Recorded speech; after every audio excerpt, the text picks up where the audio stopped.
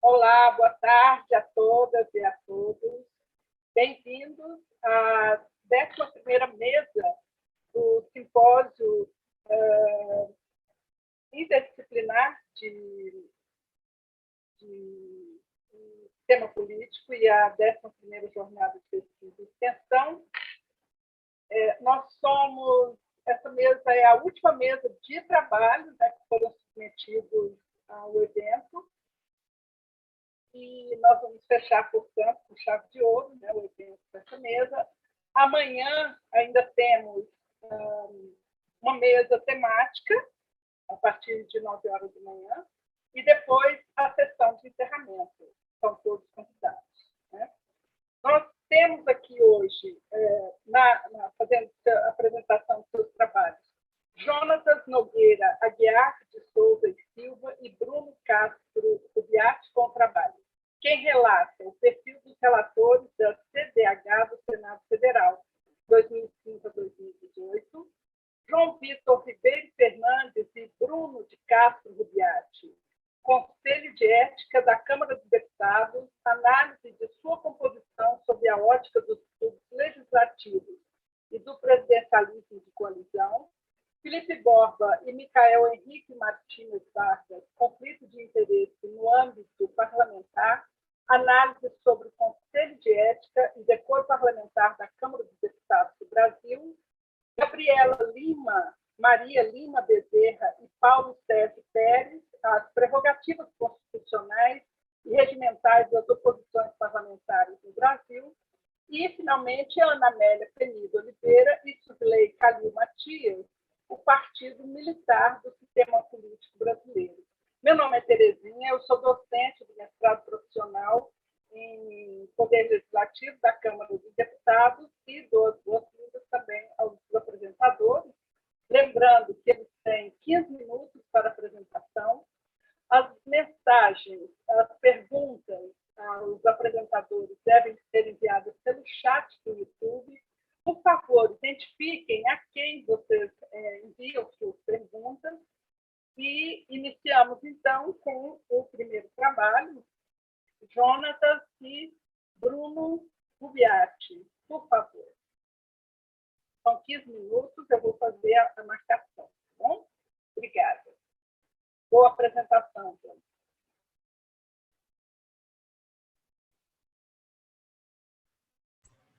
Boa tarde a todos. Meu nome é Jonatas Aguiar. Vou apresentar o trabalho Quem Relata? O perfil dos relatores, o perfil dos senadores na CDH do Senado Federal, de 2005 a 2018. Esse é um trabalho em coautoria com o professor Dr. Bruno de Castro Rubiati e faz parte do grupo de pesquisa Instituições Políticas, Processo Legislativo e Controle.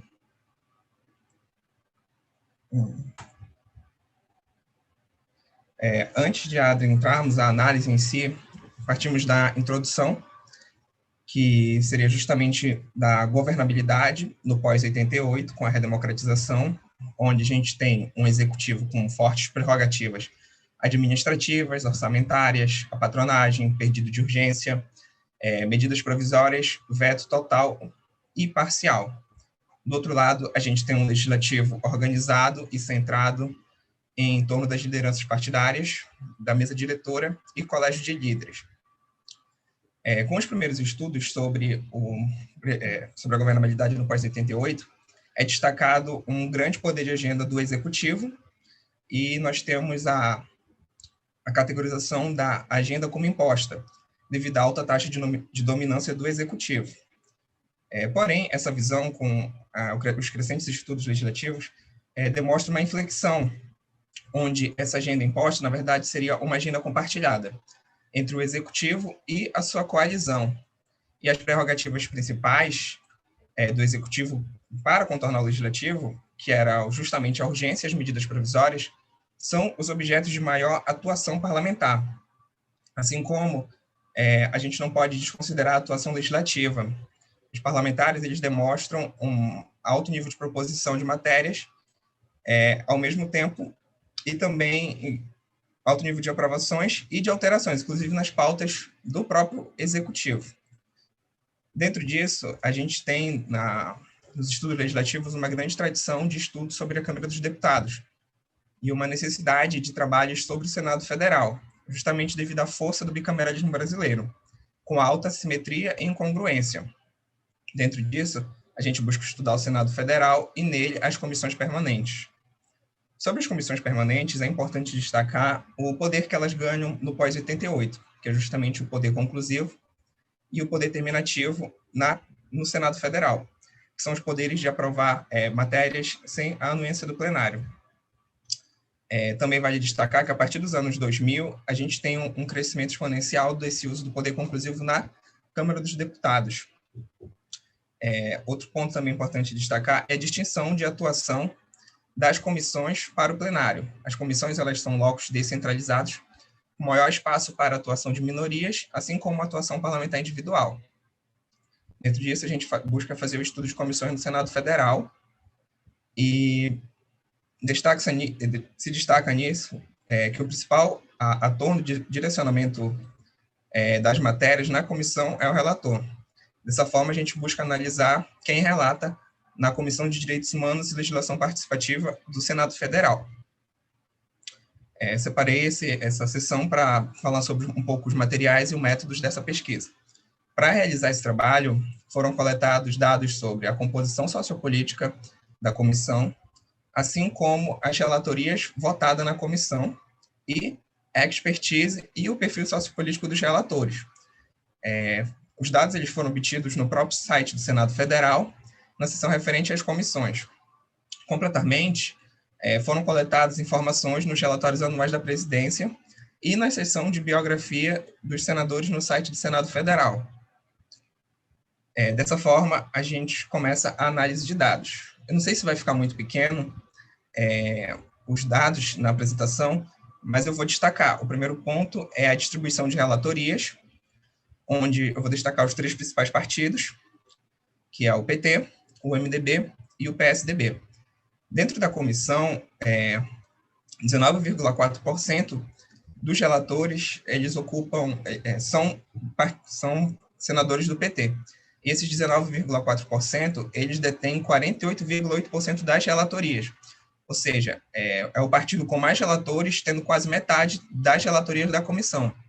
Seguido do MDB, que também detém quantidade significativa de senadores na comissão, 16,3%, porém a quantidade de relatórios que ele tem é 6,8%. Outro grande partido no Senado também, o PSDB, detém 10,2% das cadeiras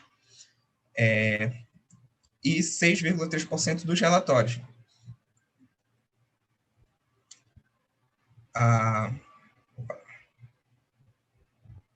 Tá, certo. A tabela 2, a gente vai destacar o número de relatórios e a porcentagem de relatores. O ponto mais importante aqui a destacar, na tabela 2, é o número de 121 relatórios na mão de 1,2% dos relatores. Essa atuação é a atuação do senador Paulo Paim, que esteve presente durante todos os 14 anos da comissão analisados e detém o maior número de relatorias. Seguido desse, de 30 a 49 relatórios feitos estão na mão de 6% dos senadores. Os demais relatórios eles estão divididos entre 1, 2 e 3 relatórios feitos por quase metade da comissão. Na tabela 3, a gente destaca os relatores e relatórios por região.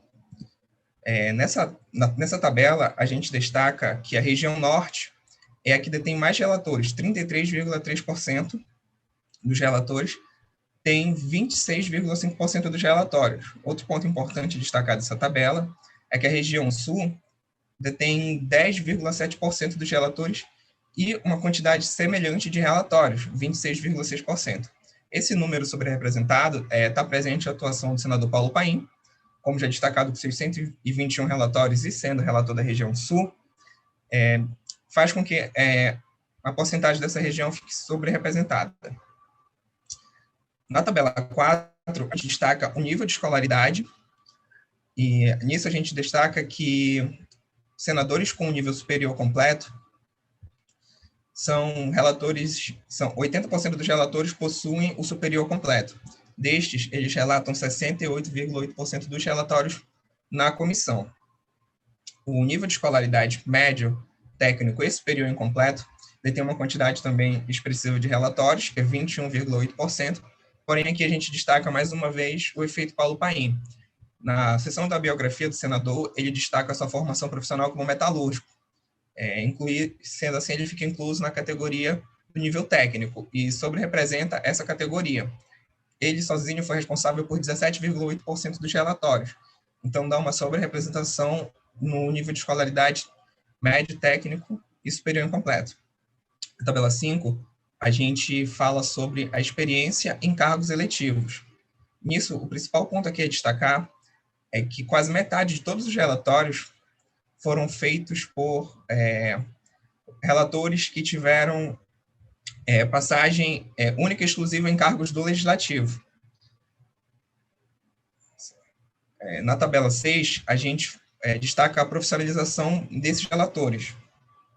Nisso, o primeiro ponto a destacar é a difícil delimitação de atuação para a temática da comissão, direitos humanos. Não tem uma profissão única e específica que tange a essa temática. Então, a gente tem uma pluralidade de profissões e aquela que mais se destaca são professores e pedagogos, que emitem 23,3% dos relatórios e representam 17,7% dos relatores. Então, a gente chega às considerações finais. Um primeiro ponto a destacar é um eminente quadro de domínio partidário do Partido dos Trabalhadores na CDH. Quadro esse que já é destacado quando visto que as coalizões dos governos petistas ocupam acima de 50% a comissão enquanto composição, assim como a presidência, que ela também é ocupada majoritariamente por senadores desse partido. A gente também destaca a concentração de relatórios nas mãos de 6 senadores, que são aqueles que fizeram de 30 a 49 relatórios, e os 121. Nomeadamente, é o Paulo Paim, com os 121 relatórios, a Regina Souza, que é do PT, com 49 relatorias, o Paulo Davim, do PV, com 43 relatorias, a Ângela Portela, que é do PT, mas teve migração para o PDT em 2017 e 2018, com 38 relatorias. A gente também tem o Flávio Arnes, que é do PT, e vai para o PSDB em 2010, com 32 relatorias, e a Ana Rita, do PT também, com 30 relatorias. Juntos, esses 6 senadores, eles são responsáveis por 46% das relatorias na CDH. E a gente destaca nisso que esses 6 relatores eminentemente estiveram no Partido dos Trabalhadores ou são do espectro esquerda, como o Paulo Davim do PV. Referente à regionalidade, a gente não tem claros indícios de atuação regional. A composição da CDH ela pode estar seguindo somente a representação proporcional regional do Senado. A gente destaca a região norte com maior representação, assim como a sobre-representação da região sul, com a atuação do aqui chamado efeito Paulo Paim, como o maior relator da CDH. Outros pontos a destacar no nível no tocante à escolaridade. 79,8% dos relatores eles têm superior completo e relataram quase 70% dos relatórios. Esse ponto ele destaca a importância da escolarização numa lógica informacional, visto que a obtenção de informação é mais célere por profissionais qualificados. Do outro lado, a gente tem o efeito Paulo Paim, que ele tem um nível técnico e 17,8% dos relatórios aprovados, que destaca sobremaneira a porcentagem dos relatores com superior incompleto, no caso, o técnico e o médio. Sobre a experiência prévia em cargos eletivos, é notado que a maior parte dos relatórios são feitos por senadores que têm passagem prévia somente em cargo do Legislativo. E referente às profissões declaradas, a gente destaca a difícil delimitação da profissão com atuação em direitos humanos, sendo vasto o leque, e é notado também que a profissão que tem mais porcentagem são professores e pedagogos. Por fim, a gente destaca que na CDH há um forte controle partidário, com o PT tendo 48,8% das relatorias e a presidência também da comissão em 66,7%, estando com o partido. Isso destaca como o partido tem interesse em deliberar a pauta de direitos humanos E eu destaco, por fim, que mesmo com a troca de governo para o governo Temer, a CDH ela continua sendo presidida pelo PT, corroborando o fato que o partido tem interesse nessa temática e ocupa essa comissão no Senado Federal. A apresentação é essa. Obrigado.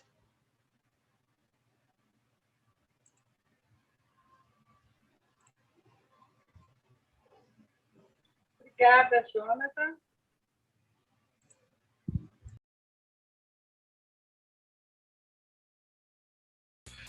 Vou compartilhar, tá? Bom, agora, João Vitor, vocês estão me ouvindo? Estou sim.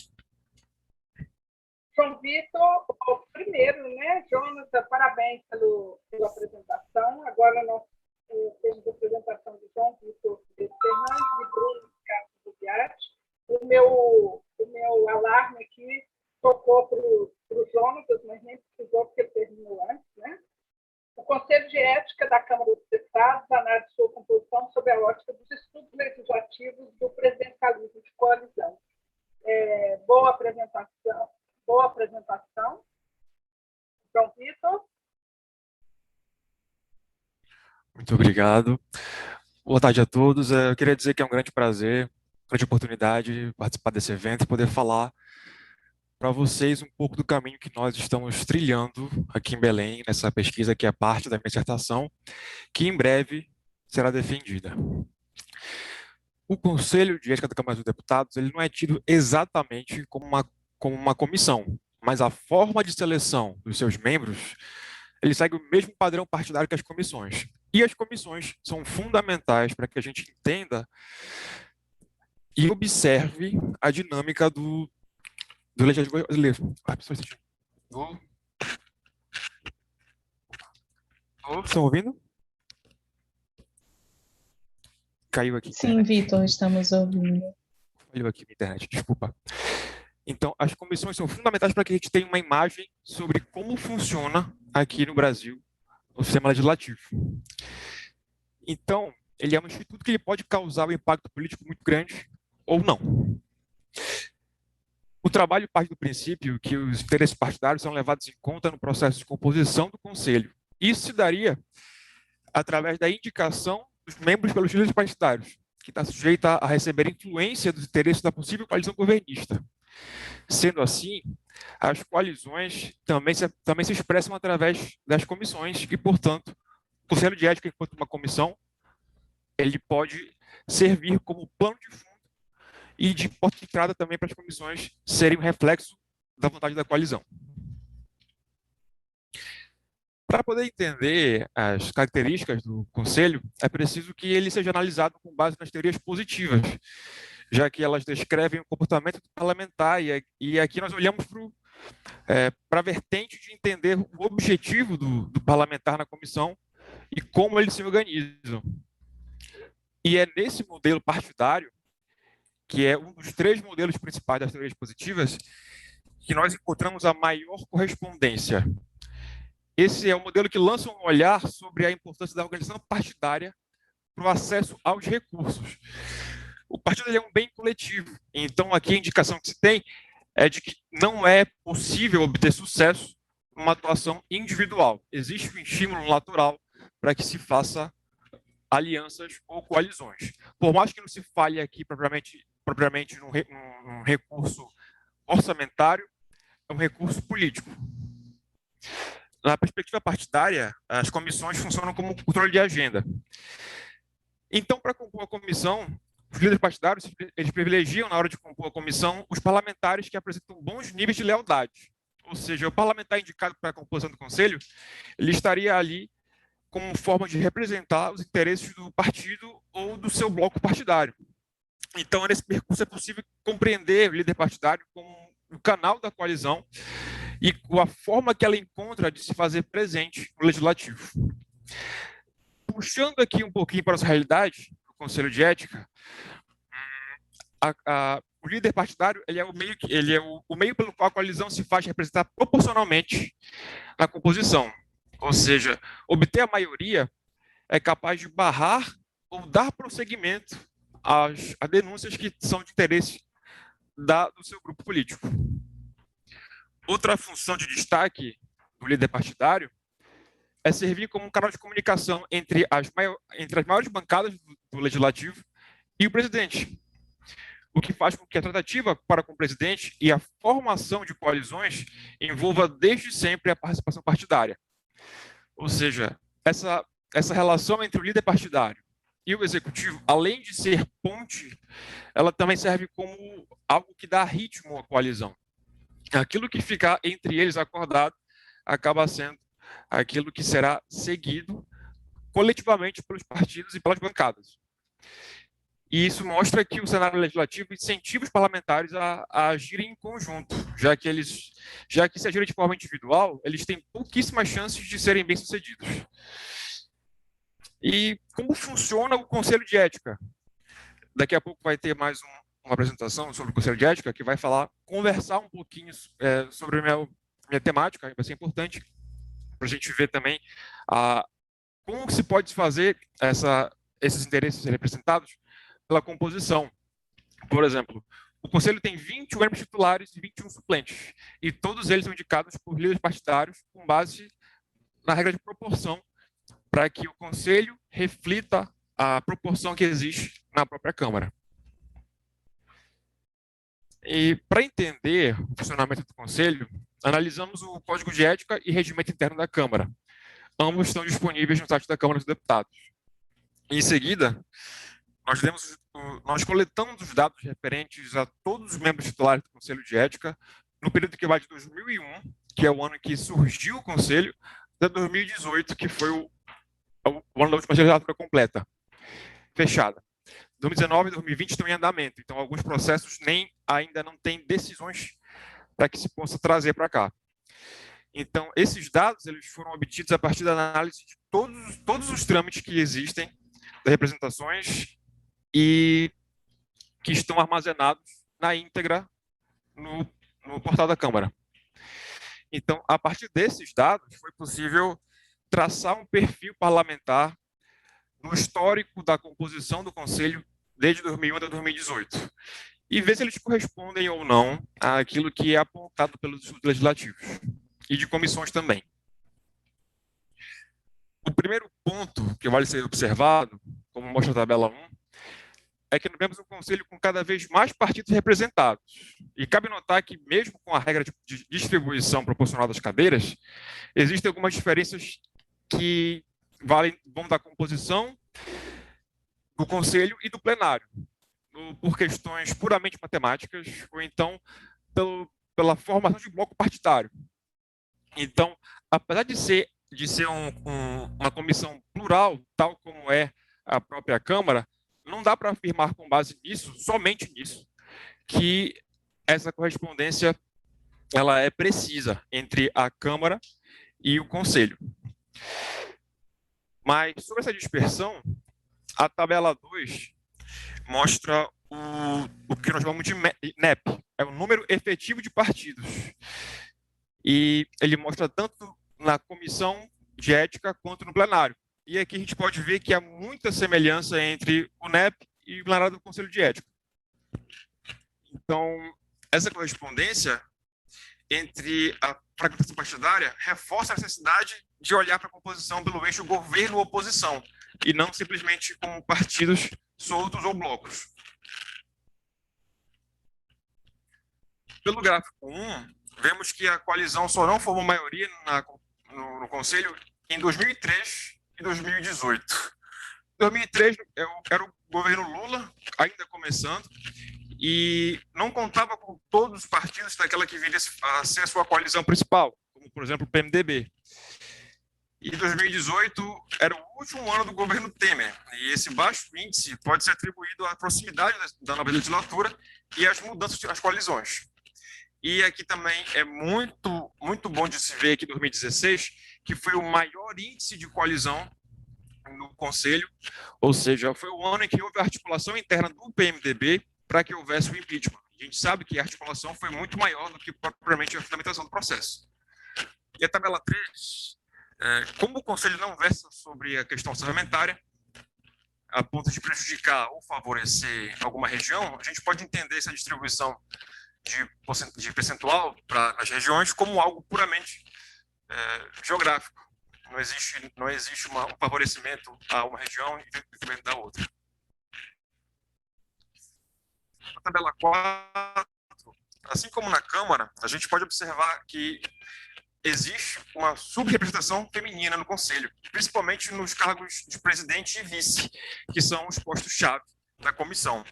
Mais uma vez, a disparidade de gênero compõe o cenário legislativo brasileiro e ilustra a desigualdade entre homens e mulheres, que é um problema político, mas também é um problema social, que aos poucos vem tentando ser enfrentado com algumas medidas que não são cumpridas como deveriam.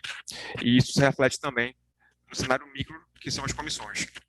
A tabela 5, ela mostra que o Conselho é composto majoritariamente por parlamentares recém-eleitos, ou seja, a expertise que geralmente se busca numa leitura do legislativo com base na teoria positiva, ela não é necessariamente pela experiência prévia na Câmara dos Deputados em si. Ou seja, o Conselho, enquanto comissão, ele tende a buscar expertise para suas decisões. Porém, aqui não mostra que essa expertise vem da experiência prévia na própria Câmara dos Deputados. E essa expertise pode ser vista de outros ângulos ou por outros critérios, como o próximo critério que o gráfico 2 mostra, que é uma experiência prévia no legislativo como um todo, em cargos eletivos que não são necessariamente da Câmara dos Deputados. Os parlamentares, sua maioria membros do Conselho, eles possuem sim experiência prévia legislativa ou executiva. Ou seja, o Conselho quer parlamentares com expertise política, que traria certa previsibilidade aos trâmites que ali ocorrem. O gráfico 3, ele mostra que a predominância de parlamentares que, mesmo não tendo disputado uma eleição, possuem experiência política através de cargos não eletivos, ou seja, cargos comissionados e cargos que trazem a eles certo domínio público, certo conhecimento da vida pública. Portanto, fica evidenciado nesses dois gráficos que o componente do Conselho, em sua maioria, eles possuem expertise política. E isso não quer dizer que só a Câmara dos Deputados pode fornecer essa expertise, que só assim poderia ser apontado para o líder partidário.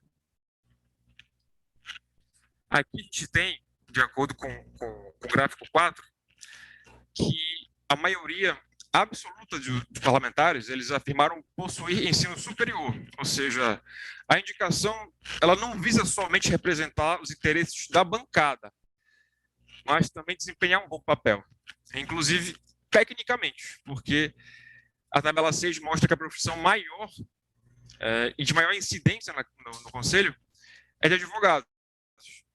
Ou seja, uma atuação técnica pode, uma má atuação técnica, melhor dizendo, ele pode prejudicar os interesses do partido por um parecer rejeitado, ou então algum conflito de condução do processo no decorrer do trâmite. Então, essa estrutura jurídica do Conselho, ela tem itens bem particulares que podem dar essa comissão a inibição de membros com baixo nível técnico de formação e privilegiando os que possuem maior correspondência à área que ela vai exigir. A tabela 7, que é a última tabela que eu vou mostrar, ela mostra que a maioria dos parlamentares cumpre o tempo regimental do Conselho, ou seja, até 2 anos. O Código de Ética ele proíbe a reeleição. Só que a gente tem aqui que, em segundo lugar, o maior índice é de 3 a 4 anos, ou seja, o parlamentar, por mais que não possa ser continuamente membro do Conselho, ele não tem qualquer impedimento de voltar posteriormente. Por fim, com base nisso, o Conselho de Ética ele permite que a gente observe algumas correspondências dos estudos legislativos com a nossa realidade brasileira. Apesar de não ser uma comissão, de fato, o procedimento do Código de Ética e aquilo que se observa enquanto característica do Conselho, ele está presente em toda a história, ditando um cenário de conflito de interesses. Então, certamente existe interesse do governo de evitar que o parlamentar da sua base de apoio seja punido por falta de decoro parlamentar. Assim como também existe na oposição a intenção de apontar os comportamentos negativos por parte do membro do governo. Então, essa é somente uma das vertentes que podem ser usadas para analisar o Conselho. Esse é só um dos indicadores. É um instituto que, por mais que não seja muito falado, ele tem muito a dizer. Muito obrigado. Obrigada, João Vitor.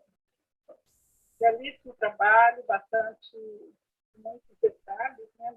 Muito importante. Eu lembro a quem está ouvindo, né? Participando como ouvinte, que envie suas perguntas para o chat do YouTube, né? E ao final eu vou direcionar ao pessoal, né? Aos autores. Obrigada, João Vitor. Bom, agora Felipe Borba e Michael Henrique Martins Vargas, por favor.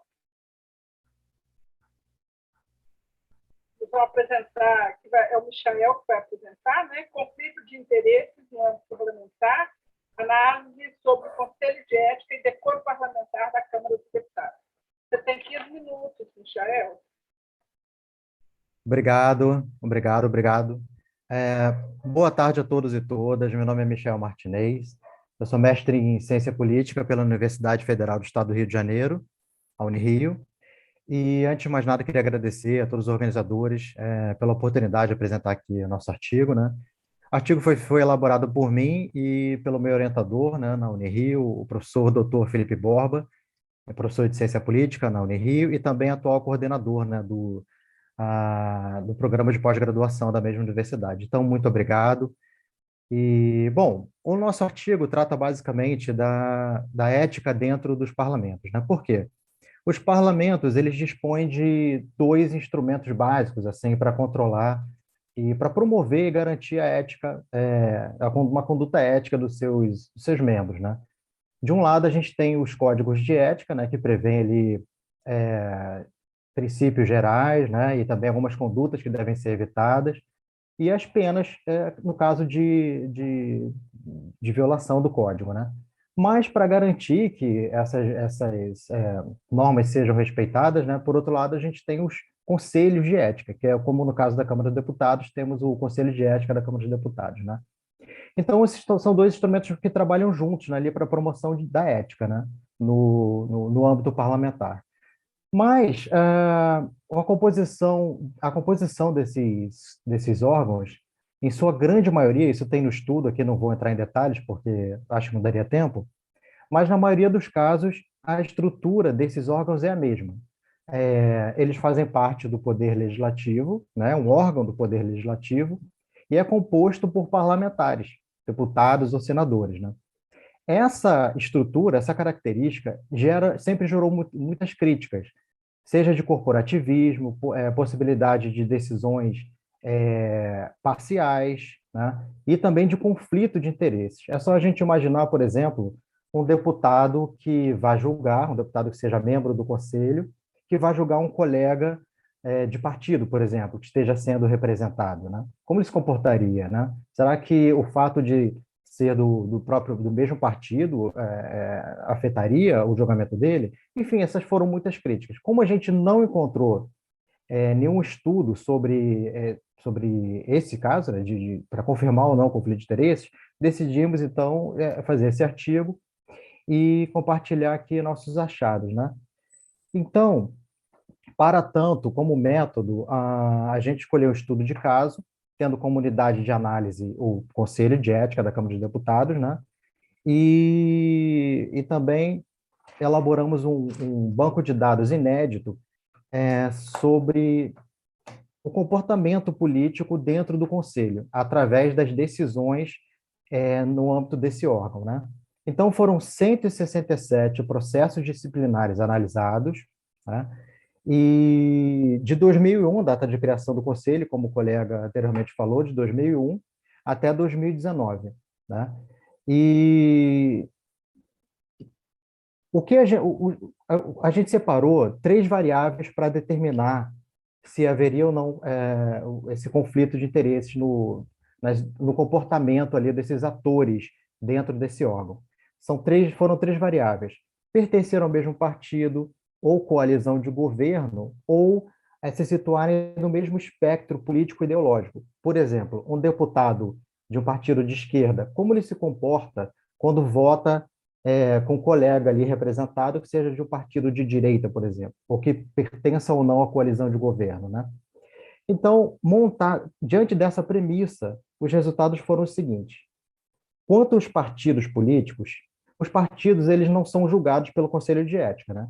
Porém, eles têm um papel fundamental, que é eles têm a atribuição de representar contra um deputado, né? Então, e eles fizeram muito isso, porque dos 167 processos analisados, cerca de 86% foram iniciados por representação de partidos. Então, essa é a importância de estudar os partidos também. Então, o primeiro achado é o seguinte: os partidos, eles não representam contra membros do seu próprio partido. O único caso foi da deputada Carla Zambelli, de São Paulo, né, do PSL de São Paulo, que sim, em 2019 o PSL representou contra a deputada, né? O único caso. Então, primeiro resultado da nossa pesquisa, um partido não representa contra um partido, contra contra o deputado do próprio partido, né? Segundo, quanto ao o espectro ideológico, os dados são mais robustos. Os partidos de esquerda, em 64% das ocorrências, preferiram representar contra deputados de partidos de direita, 64%. Em comparação, só 7,7% dos casos, um partido de esquerda representou contra deputados de também de esquerda. Na direita, também similar os números, né? Em 52% dos casos, os partidos de direita representaram contra deputados de partido de esquerda. Em 38% dos casos, ao contrário. Tá? Então, a gente vê uma leve tendência. O que a gente pode tirar desses números? A gente vê, talvez, uma tendência em mirar em deputados que pertençam a partido, por exemplo, o partido de esquerda. Os partidos de esquerda tendem a mirar a partidos de direita e vice-versa. Esse foi o nosso primeiro achado, com base na estatística descritiva, né, que faz parte do nosso método, né? Na segunda variável, que é coalizões, né, em 62% dos casos, das ocorrências, das representações, os partidos da base governista representaram contra deputados da oposição. E, do outro lado, a oposição, em 75% dos casos, contra deputados do governo. Então, também a gente vê aí uma tendência a um espectro ideológico da esquerda a privilegiar alvos da direita e vice-versa. Esses foram os achados dos deputados, do comportamento dos partidos, né, no Conselho. E agora, já encaminhando para o final, quanto aos deputados, né? Aqui, quanto ao comportamento dos deputados no Conselho, não foi verificado assim, nenhum número que indicasse um conflito de interesse maior, porque houve um equilíbrio ali entre, por exemplo, deputados que pertencem à coalizão de governo. A gente não viu muita oscilação, diferença entre preferir votar contra deputado, né? Votar contra um deputado da oposição, ou da oposição votar contra a coalizão.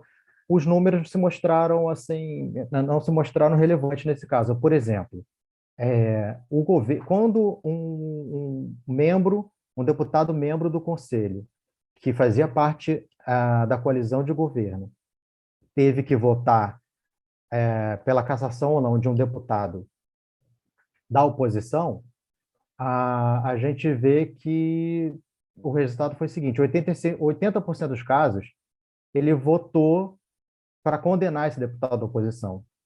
Mas quando era um deputado da base governista, foi em 71% dos casos também votaram pela procedência, né? Então, não há oscilação aí. O mesmo acontece com a oposição. Quando o deputado da oposição vai votar em um colega que está sendo representado, também não houve uma grande oscilação assim de números. Então, o que a gente pode concluir? que pertenceram à mesma coalizão de governo ou do mesmo espectro ideológico, não altera a votação, o voto de um deputado no Conselho de Ética. Não altera, de acordo com esses dados analisados aqui pela gente. O que a gente conclui no geral? Por parte dos partidos, realmente há uma tendência a mirar em adversários políticos, né? Por parte dos partidos. Eles tendem a representar mais contra deputados da oposição ou do espectro ideológico oposto, esquerda versus direita. Quanto aos deputados, não houve nenhum dado assim que chamou a atenção em que fazer parte ou não da coalizão de governo ou pertencer ao mesmo espectro ideológico alterava o voto para condenar ou absolver o colega deputado. Então, concluindo, não são tão fundadas essas críticas ao nosso Conselho de Ética, e há tantos que repetem esse mesmo modelo, né?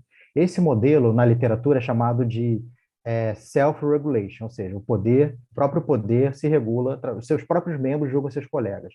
Mas há experiências em outros países, como nos Estados Unidos, que tinha um modelo como o nosso, mas ele mudou há mais ou menos 10 anos, agora é um órgão composto só por advogados especialistas em ética, né? Que processam, que fazem a investigação, perdão. A investigação preliminar é feita por esse órgão e depois encaminhada, aí sim, aos deputados para que julguem. Esse modelo é chamado de external regulation. E, por fim, e já termino aqui, a França e Reino Unido também inovaram há mais ou menos 10 anos, né? E retiraram a investigação também dos parlamentares. É um comissário externo que recebe a reclamação de um deputado que possa ter violado o código e aí encaminha a investigação e os resultados ao poder, né, aos deputados. Enfim, a gente queria trazer aqui, preencher essa lacuna, né, desses estudos e também trazer aqui essa discussão sobre novos modelos de ética. Será que é bom ou não, afinal, terem deputados jogando a si mesmos, né? Enfim, esses foram nossos achados e queria agradecer mais uma vez pela oportunidade. Muito obrigado. Parabéns pelo trabalho, muito obrigada pela apresentação. Obrigado. Nós vamos, então, dar sequência, chamando agora Gabriela, né? Gabriela Maria Lima Bezerra e Paulo Sérgio Pérez. A Gabriela quem vai apresentar, né? As prerrogativas constitucionais e regimentais das oposições parlamentares no Brasil. Pode começar, Gabriela. Você tem 15 minutos, tá? Obrigada. Obrigada, Terezinha. Boa tarde. Todos me ouvem? Tudo ok com o meu áudio? Espero que sim. Perfeito. Perfeito, né? Obrigada, Terezinha, por organizar o dia de hoje, pela recepção aos apresentadores. Parabenizo o Jonatas, Michael e João, que apresentaram antes de mim, seus coautores também, né, pelos excelentes trabalhos, e nós temos trabalhos que convergem no debate, nas preocupações com relação ao nosso Congresso Nacional. Agradeço a Isabel, que está aqui, né, nos bastidores, nos ajudando com o dia de hoje, e também ao INPA, pela organização do evento extremamente bem organizado, e desejar boa sorte à próxima apresentadora, que é a Ana.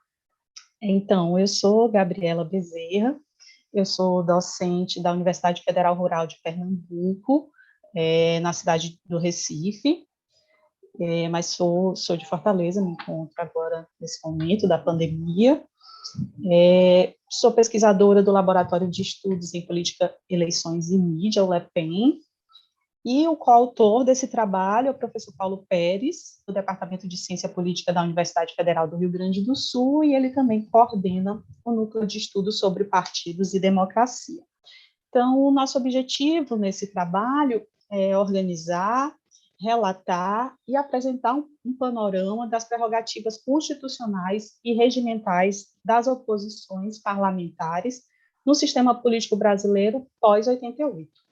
Então, primeiro vamos à Constituição, encontrar essas prerrogativas, encontrar se elas existem, os procedimentos regimentais que estão contidos no regimento interno, especialmente da Câmara dos Deputados, mas eu preciso aqui fazer um esclarecimento. Esse trabalho ele foi feito antes das mudanças que ocorreram muito recentemente. Essas mudanças afetaram esses procedimentos e esses recursos procedimentais que os parlamentares têm acesso. Então, esse trabalho não contempla essas modificações, mas nós vamos fazer isso nas nossas próximas análises.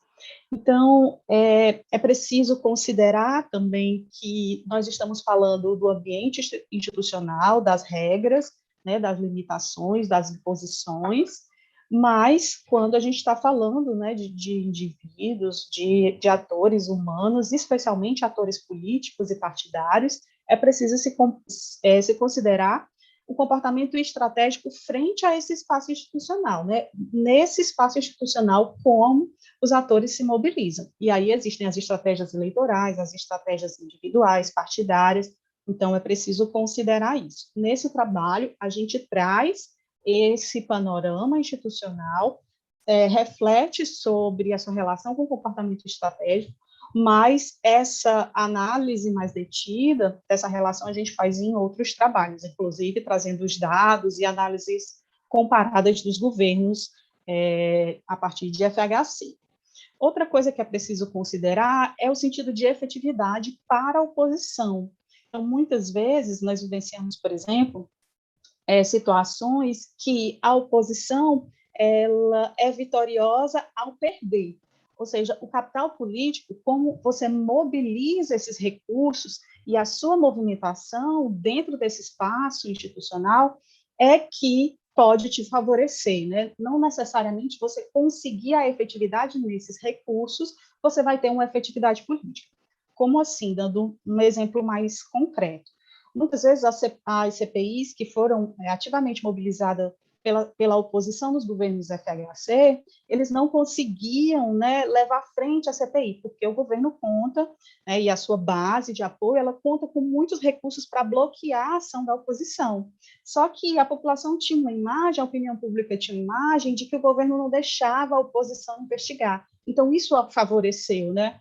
E em outros momentos, nos governos Dilma, por exemplo, nos governos Lula, a sensação era o contrário, a oposição conseguia marchar, né, e o governo não conseguia bloquear a oposição, mas a opinião pública, às vezes, tinha a sensação de que a oposição não deixa o governo trabalhar, a oposição está se aproveitando, está fomentando escândalos.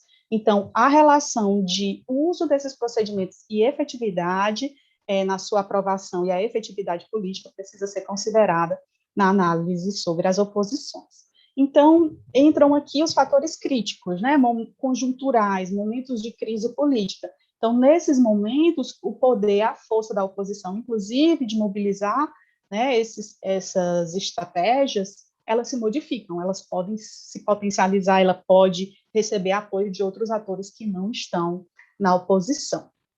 E aí, quando a gente fala de oposição, a gente está trazendo, né, um processo de institucionalização que caminha lado a lado com uma sofisticação, digamos assim, da teoria da democracia, que leva em conta, né, que tem como seu princípio, assim, um princípio fundamental, fundante da democracia, que haja espaço para o contraditório, né, que haja espaço para a investigação dos governos. Então, sem oposições, não há democracia, essa é basilar. Entretanto, esse sentido ele é um sentido mais amplo de oposição, né? Nós estamos trazendo aqui, falando de um espaço público de fala e de contestação. No nosso trabalho, o que a gente está trazendo é o processo de institucionalização parlamentar dessa prerrogativa.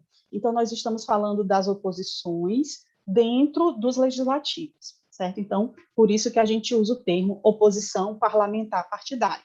Para um debate mais detido sobre isso, nós temos esses 2 artigos publicados na revista Lua Nova e no caderno CRH. Nesse primeiro, a gente faz esse debate mais intenso na teoria da democracia, nos sentidos da oposição parlamentar e o seu processo de institucionalização, e no segundo, mais especificamente, sobre o caso brasileiro desde a transição democrática.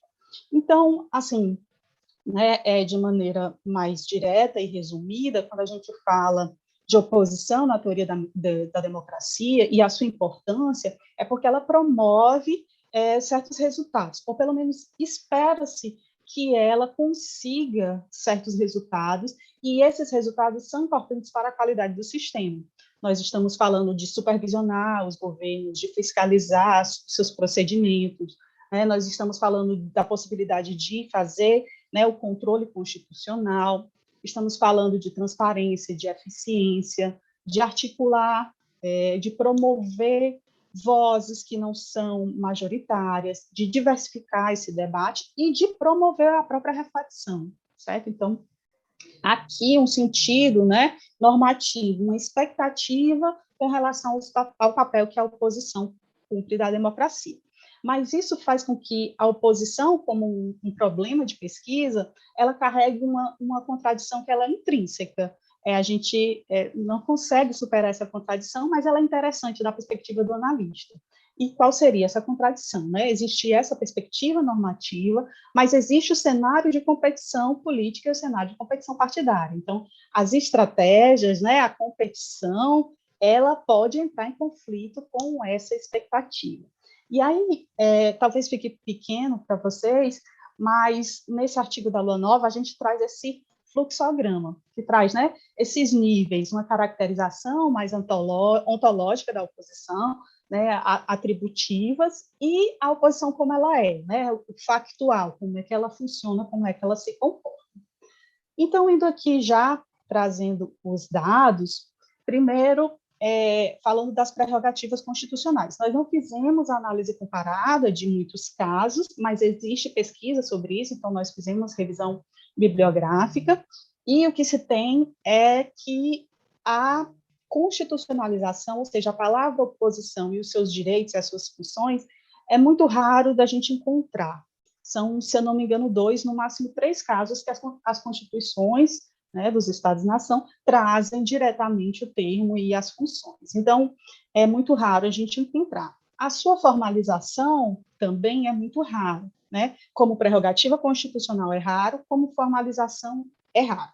Entretanto, como institucionalização, é bastante difundido. Nós temos, né, os direitos dentro dos legislativos. Só que essa institucionalização, ela sofre uma ampla variação, a gente não encontra um padrão, digamos assim, encontra a coincidência dessas funções, né, função de controle, de fiscalização e tudo mais, mas os procedimentos variam muito, e as formas da oposição utilizar também. No caso, essa institucionalização, ela não ocorre em geral, né, na grande maioria dos casos, como oposição nesses termos.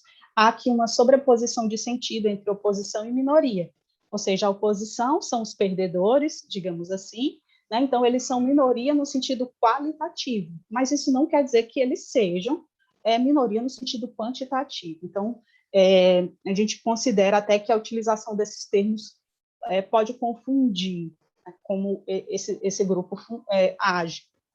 Na nossa Carta de 88, então, ela está nesse cenário onde não há a palavra oposição, nós não temos diretamente, mas tem o sentido, né, a defesa da tolerância, da contradição, da pluralidade de vozes. Então, a gente considera que a nossa Carta, né, se direciona e respeita esse princípio democrático, apesar de não ter a palavra oposição diretamente.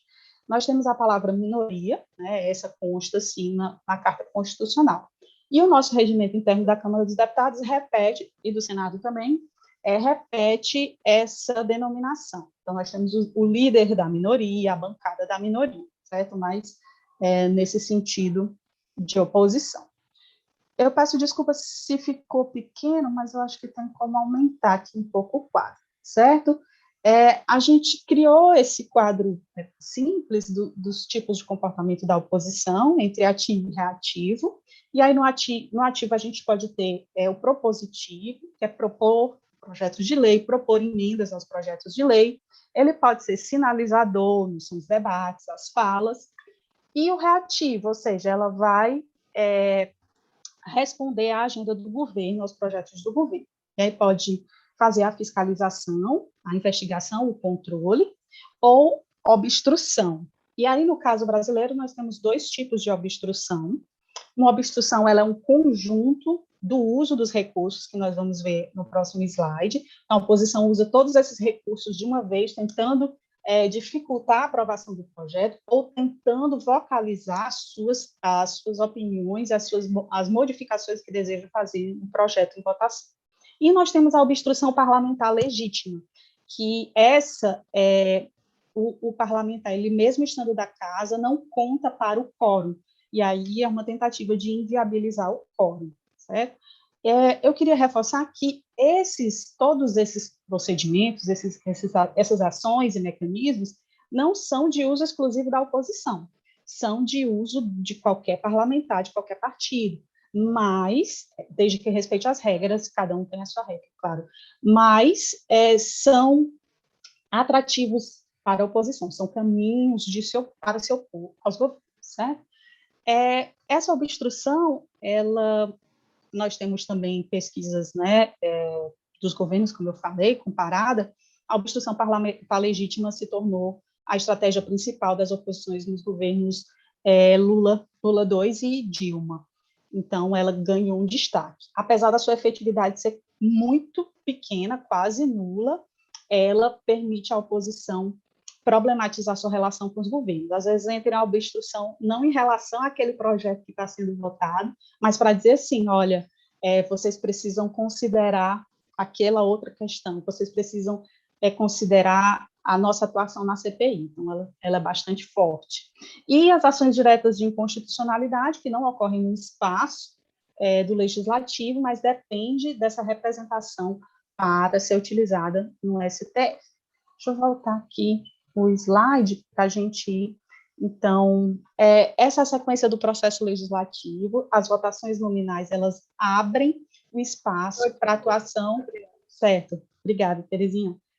Elas abrem um espaço para atuação da oposição, então aí há um número enorme de procedimentos e de recursos. Se vocês quiserem saber em mais detalhes, tem a minha tese está disponível online na Universidade Federal do Rio Grande do Sul, e temos também o texto da Raquel Rocha, que ela defendeu essa monografia no CEFO, no Centro de Formação, Treinamento e Aperfeiçoamento da Câmara dos Deputados. Então, é bastante interessante esse trabalho, que ela faz essa relação, toda a sequência do processo legislativo e o processo de votação das votações nominais. Então, dentro da votação, a votação nominal é um recurso essencial para a oposição, porque é dentro dela que ele consegue mobilizar todos os outros recursos.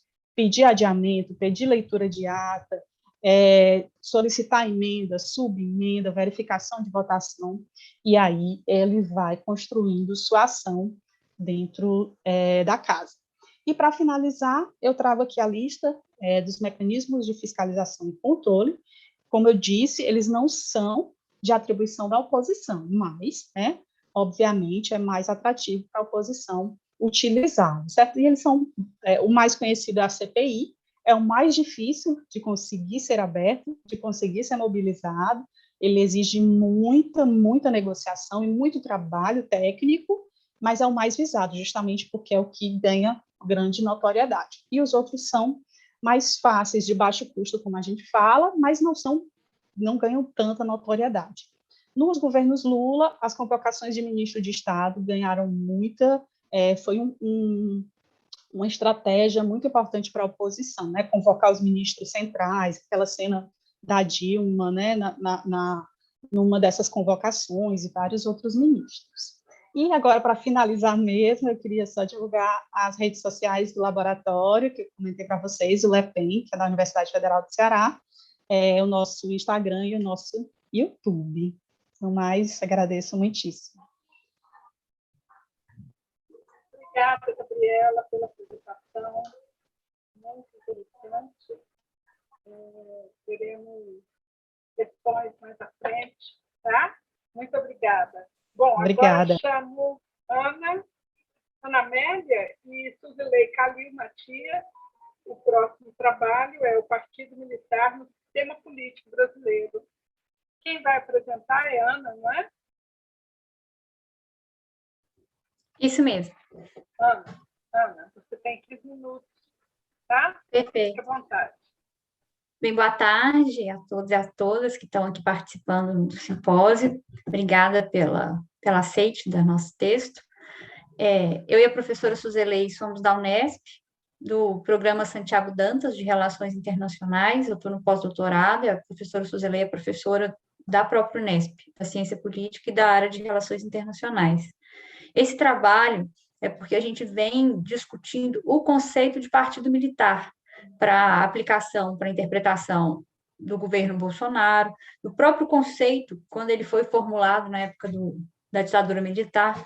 Então, a nossa iniciativa para esse texto específico foi tentar visualizar como que o partido reage ao sistema político e como que o sistema político interfere na própria organização, uma vez que não é um partido registrado, né, no Tribunal Superior Eleitoral, como a gente poderia fazer uma análise dos outros partidos que atuam dentro da Câmara. Acho que a gente começa discutindo que, em geral, as pessoas pensam militares sempre em momentos extraordinários. Então, aquele momento do golpe de força, isso não só no Brasil, mas na América Latina. Mas existem muitas formas desviantes da presença militar de forma contínua, em termos de atuação política. Não só aquele momento espetacular. E acho que o partido militar é uma formulação que ajuda a entender essa rotina mesmo, assim, esse cotidiano em que eles mantiveram várias áreas de autonomia desde a nossa Constituinte de 88, mas também ajuda a interpretar qual que é o fenômeno que a gente vê hoje acontecendo no Brasil. Acho que eu pensei em começar por aí. O conceito de partido militar, ele foi usado, no caso do Brasil, principalmente por dois autores. Um é o Rouquier, que, na verdade, é um francês que usou para interpretar o Brasil, e ele usa o termo mesmo partido militar, partidos militares. Ele usa no plural exatamente porque ele pensa uma dimensão interna das Forças Armadas. Então, partidos militares, para ele, seriam diversos segmentos ideologicamente distintos que atuam dentro da instituição Forças Armadas, como se fossem várias tendências, e essas tendências teriam seus correspondentes na sociedade civil. Ele usa esse termo, inclusive, para poder pensar a correlação de forças interna na instituição, no sentido de como que eles vão se posicionar externamente junto da sociedade em termos políticos. Então, essa é uma interpretação. O outro autor que usa fortemente esse termo aí não é partido militar, ele fala em partido fardado, é o Oliveiros Ferreira, que tem muitas obras a esse respeito, e ele usa uma outra concepção. Para ele, o partido fardado, ele é temporário, ele se organizaria em alguns momentos em que há algum tipo de discordância, seja na política geral, seja interna, na caserna. Então, um grupo se mobilizaria ao redor de um totem, que é a mesma lógica do totem mesmo das ciências sociais. Então, uma figura hierarquicamente superior que seria capaz de arrastar outras para uma intervenção política aí mais ou menos duradoura, tanto faz, mas uma lógica mesmo de um partido mais ideológico, uma formulação mais parecida com como o Gramsci vê a organização do partido político. Esses são os dois principais autores que usam esse termo. O que a gente optou por usar é o termo partido militar. A gente se inspira mais na formulação do Oliveiros Ferreira. Mas, no nosso entendimento, se a gente falasse partido fardado, podia dar uma confusão com outros servidores públicos de setores de segurança, que também são fardados e que não são militares. Então, quando a gente fala em militar, a gente está falando de pessoas que tenham vindo, pessoas oriundas estritamente das Forças Armadas, então da Marinha, da Aeronáutica ou do Exército Brasileiro. Então, quando a gente fala em partido militar, é um pouco isso que a gente está trazendo. Na primeira parte do texto, a gente desenha 10 questões pertinentes para pensar o que seria esse partido. A primeira questão é inspirada no Oliveiros mesmo, essa ideia de que existem diferentes indivíduos que se reúnem em torno de uma vontade coletiva. Uma segunda dimensão é a coesão ideológica. Então, não é um partido fragmentado, frágil, do ponto de vista ideológico. Eles são coesos e têm cuidado com o processo de formação dos seus próprios quadros políticos. Então, eles, em alguma medida, se aproximariam, nesse sentido ideológico, mais de um partido de quadro do que do partido de massas, que é mais comum em termos de representatividade. Uma terceira dimensão é que ele representa interesses corporativos. Então, ele procura cargos para outros militares, ele indica pessoas, ele tem reivindicações das próprias forças que eles pretendem levar adiante, então, numa lógica que alguns partidos têm, quase um pouco sindical. Mas ele também disputa uma interpretação de país. Ele tem como objetivo oferecer um entendimento sobre como que o Estado brasileiro deve ser organizado e a sociedade, de forma geral, deve atuar. Uma quinta questão é que ele tem um núcleo duro que é militar, das Forças Armadas, que é permanente, mas esse núcleo duro também faz alianças. Aí vem a nossa sexta questão, igual outros partidos, eles se colocam no jogo. E os parceiros preferenciais para esse jogo do Partido Militar são os membros do Partido Fardado. Então, seriam esse horizonte mais largo de pessoas que venham das diversas forças de segurança. Então, da Polícia Federal, polícias militares, bombeiros militares, ou mesmo, eventualmente, que venham da segurança privada também. Podem compor esse partido fardado, né? Eles usam farda, mas eles não vêm do partido militar. Outra dimensão é de que o partido repete as características das Forças Armadas, então ele se organiza em termos de hierarquia e disciplina. Por isso, os processos decisórios são simples, né? Porque é hierarquia, um manda e outro obedece. Então, a dimensão da disciplina também, discussões que existem correntes entre outros partidos sobre democracia interna, forma de organização, ao redor de que tipo de liderança, no sentido assim, dos parlamentares eleitos exercerem uma liderança maior internamente dentro do partido.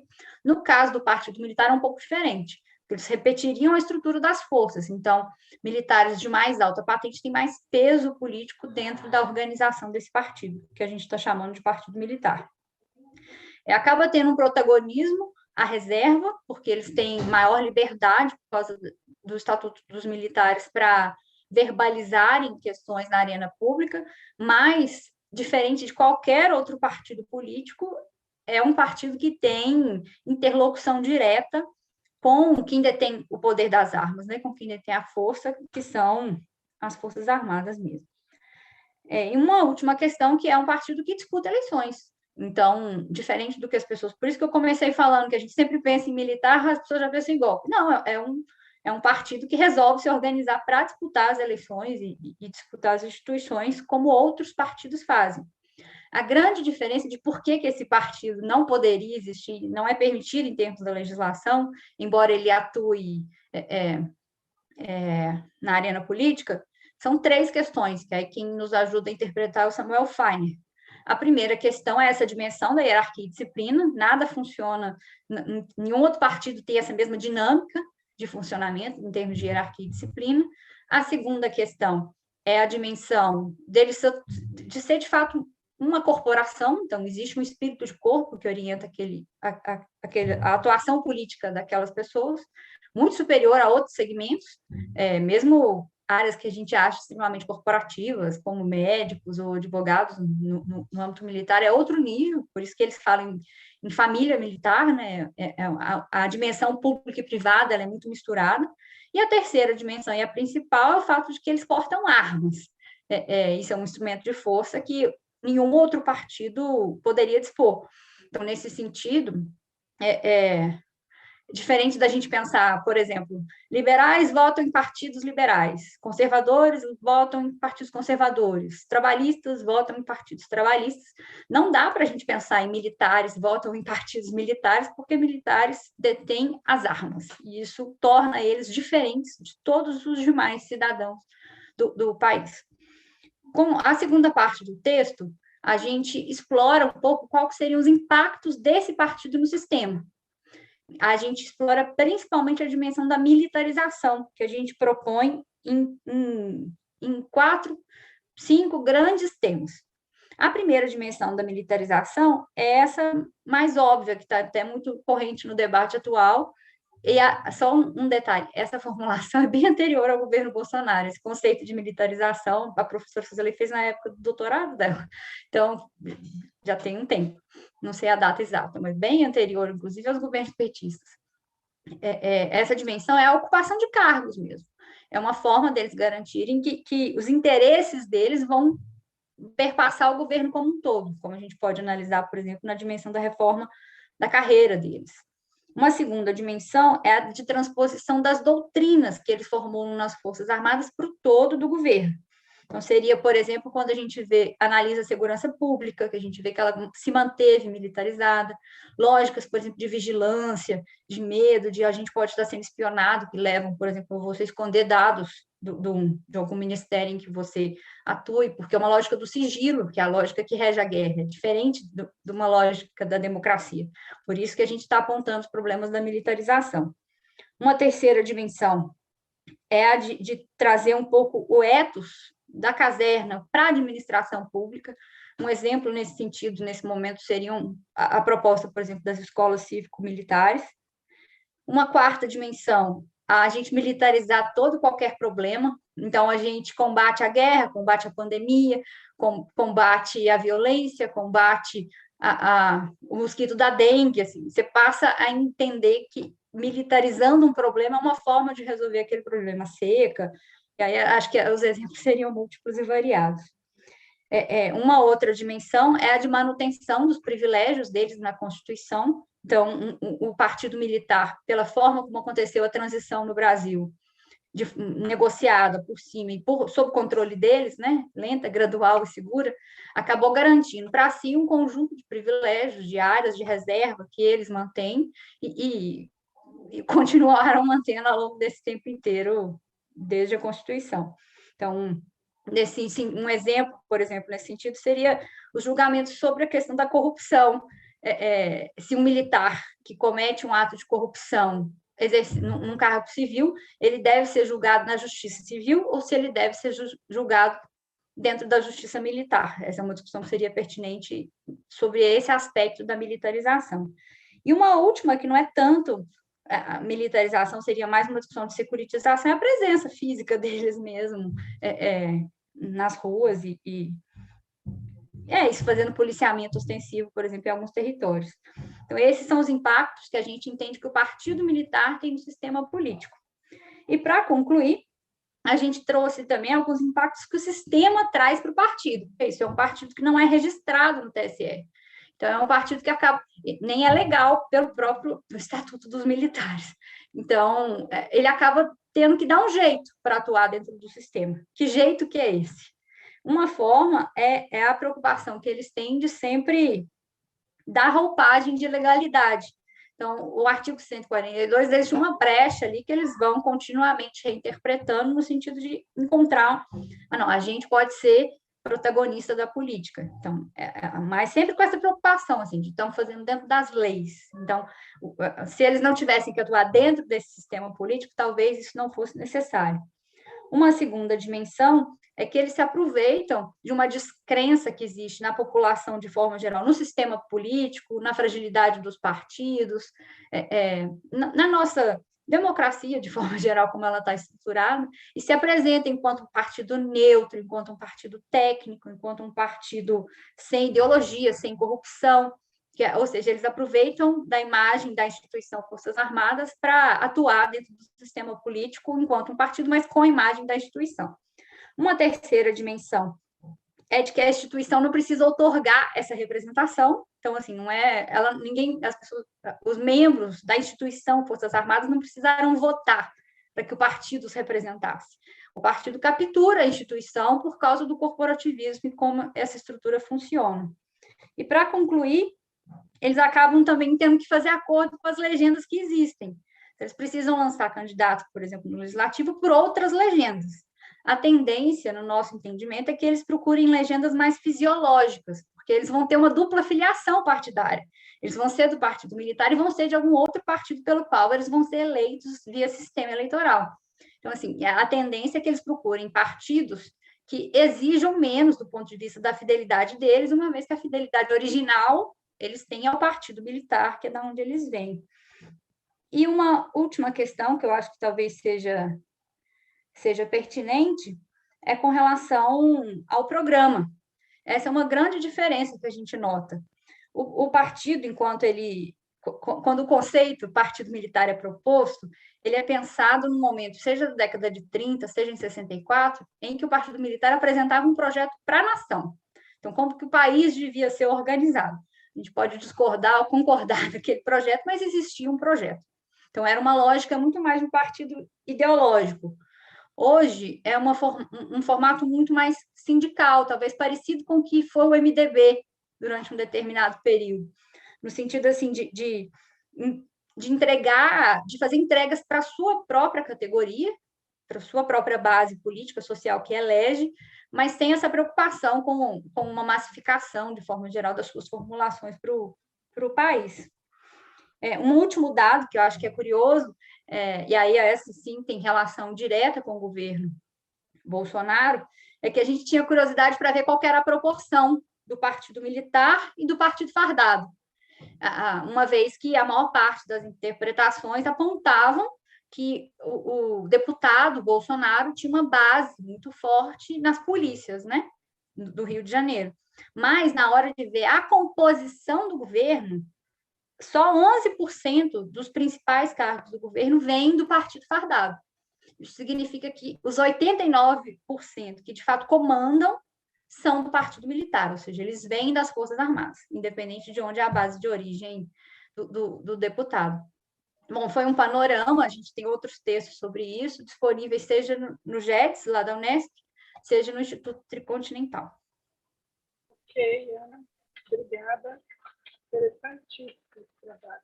Fiquei com muita vontade de ler tudo a respeito. Bom, eu peço que todos retornem agora, porque nós vamos fazer uma rodada de perguntas, né? Tem perguntas das pessoas que estão nos ouvindo, tem perguntas minhas, e depois acho que vocês podem fazer uns aos outros, né? Uns para os outros, as perguntas também. Então, peço que retornem todos.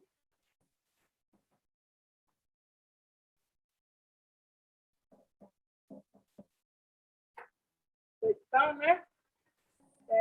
Meu YouTube aqui fica meio atrasado. Por isso que... Bom, eu quero lembrar, antes de iniciar as perguntas, as questões, né? Nem sempre são perguntas, que todos os trabalhos estarão disponíveis, ou já estão disponíveis no site do evento, e as sessões de apresentação, as sessões de conferência, abertura e encerramento estão sendo transmitidas pelo YouTube e vão ficar disponíveis também, gravados no YouTube do INCA. Bom, a gente viu eu fui vendo algumas convergências, né, nos trabalhos de vocês, alguns muito claros, como é a questão das comissões de ética, mas eu queria levantar que eu vi três pontos importantes assim, que perpassam ou diretamente ou transversalmente os três trabalhos, que é a ética, né, os partidos, e, no caso, a oposição fazendo um papel importante numa democracia, né, e as formas de controle que o sistema, que o parlamento, né, que a democracia exige também. Né? Então, eu vou começar pela ordem de apresentação, e antes de dizer mesmo, de passar alguma questão, as questões para vocês, eu quero dizer, sim, que tem a audiência do Jonatas aqui, foi super, assim, a família dele toda veio e falou que a apresentação arrasou. Viu, Jonatas? Você recebeu, assim, muitas palmas aí dos seus colegas, da sua família, muito bacana isso, eu acho. Valorizando a família, valorizando quem faz ciência, né? Isso é um negócio importante. Bom, eu queria perguntar para você, Jonathan, primeiro, né, sobre o seu interesse em continuar essa pesquisa, né? E de alguma outra coisa, de alguma forma você já demonstra a maioria, né, do PT nas comissões, né, e na comissão, aliás, e a gente pensa assim, que isso tem, sim, algum efeito, né? Quer dizer, a esquerda se posicionando favoravelmente aos direitos humanos e tudo. Mas, assim, de que maneira que isso se expressa? O que você conseguiu ver, de alguma forma, isso acontecendo de fato, né? Quais são os efeitos da presença do Partido dos Trabalhadores na Comissão de Direitos Humanos? De fato, né? Bom, esse é o Jonathan. João Vitor, né? Você mostra ao longo do tempo essa dispersão de partidos, né? Ou seja, há uma concentração lá em 2001 e depois a presença de muitos partidos lá em 2018 é disperso, né? Eu gostaria que você falasse um pouco mais sobre os efeitos dessa dispersão, né? Por que a gente até, eu compreendi por que isso aconteceu, mas talvez fosse interessante falar um pouco sobre essa dispersão de artigos, de partidos no Conselho de Ética. E o Michael, que dialoga assim, perfeitamente com o trabalho anterior, né? A gente percebe também assim, achados bastante esperados. Né? A oposição vai contra o governo, a esquerda vai contra a direita, isso, como você deixou claro, em relação aos partidos e não aos parlamentares especificamente. Mas, assim, o que foi dissonante nesse caso? E como você falou no final sobre a self-regulation e a external regulation, acho que você poderia explorar um pouquinho mais isso aqui, embora não seja o objeto da sua apresentação, mas acho que é uma questão importante falar quais são as vantagens, né, dessa regulação externa, né, dessa comissão externa. Bom, a Gabriela, ela coloca muitas, naquele seu diagrama, né, muitas divergências entre a questão, entre a constituição ontológica, né, da oposição, né, e a constituição factual. Eu acho que era embora possa estar no seu trabalho, acho que seria interessante falar um pouco como é que isso se dá de fato, né? Eu sei que é uma parte mais conceitual do seu trabalho, né, mais teórica do trabalho, mas talvez fosse interessante falar sobre isso. E a Ana Amélia, acho que eu entendi assim, que o trabalho de vocês é um trabalho inicialmente bastante teórico, não é? Baseado principalmente nesses dois autores que você mencionou, mas você apresenta também alguns achados assim, de observação do próprio sistema brasileiro, né? E quando eu tinha uma pergunta aqui para te fazer, mas no fim você já me respondeu, que era a tendência de entrada nos partidos, né, do partido militar, quais os partidos eles entram mais, qual a tendência, né? Você já falou, são os mais fisiológicos, com menos controle e tudo mais, né? Mas eu gostaria assim, que você falasse um pouco sobre como foi feita a pesquisa mesmo, né? Porque é muito densa, né? E eu acho que dá também que a gente sempre pensa em Forças Armadas como uma coisa monolítica, né? Eu sei que, em certo sentido, é mesmo, né? Porque tem isso aí da hierarquia e tal, mas é bom perceber assim, as correntes ali dentro, né? Que são seres humanos também, né? Que são pessoas que têm interesses diferentes, embora sejam forjados dentro daquele modelo, né? Daquela escola. Né? Pode começar, Jonathan. Certo, Terezinha. Vou primeiro falar sobre a sua pergunta, né, de quais são os efeitos do Partido dos Trabalhadores na CDH, e falar também sobre a questão que você falou da continuidade da pesquisa. O primeiro ponto a destacar é que já temos trabalhos anteriores, no caso sobre a composição da comissão e dos relatórios que foram aprovados.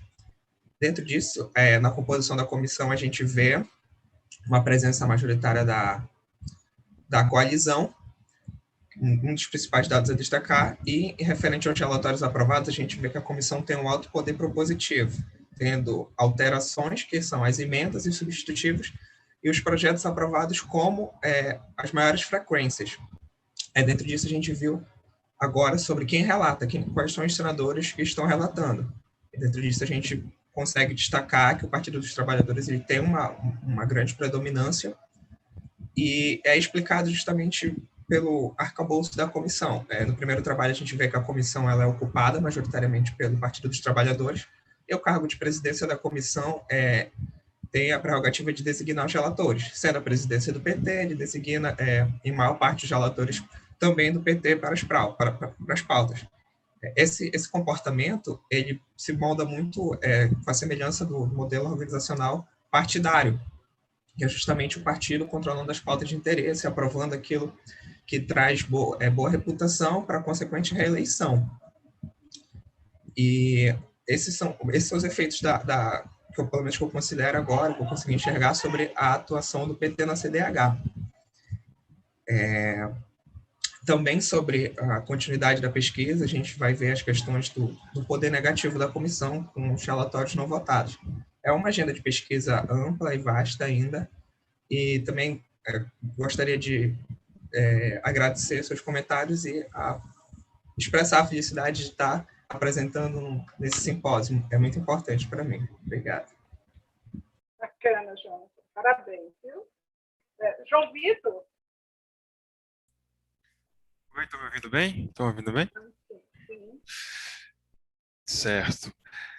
A questão dos efeitos da dispersão dos partidos no Conselho.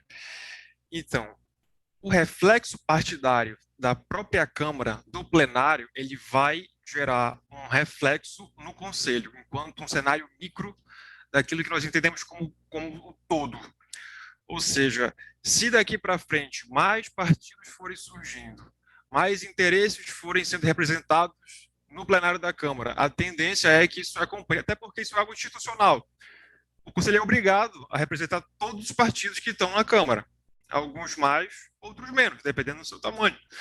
Então, se continuar crescendo, a tendência é que os interesses envolvidos sejam cada vez mais dispersos e isso obriga cada vez mais uma ação conjunta. Então, hoje já é essa realidade, mas a tendência realmente é que isso se acentue. Então, isso vai continuar sendo um incentivo muito grande para que os partidos menores que vão chegando no Conselho ao longo do tempo não vão chegar lá para agir, para nadar contra a maré do Conselho. Então, para que se tenha o interesse representado, e aqui quando se fala interesse, se eu sou um partido de oposição, eu não quero ver um colega de oposição sendo condenado, ou advertido, sem mandato, e se eu sou do governo, eu não quero ver um membro do governo condenado por falta de articulação interna minha. Então, a tendência é um empurrão a uma coalizão cada vez maior. Obrigada, João. Michael, depois Gabriela e Ana Amélia. Depois vou passar para as perguntas da nossa audiência, viu, pessoal?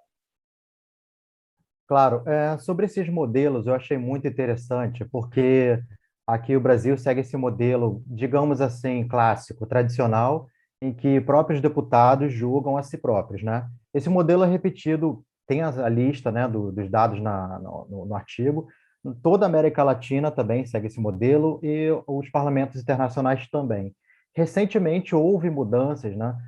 Por exemplo, nos Estados Unidos eles criaram esse órgão. O nome é Office of Congressional Ethics.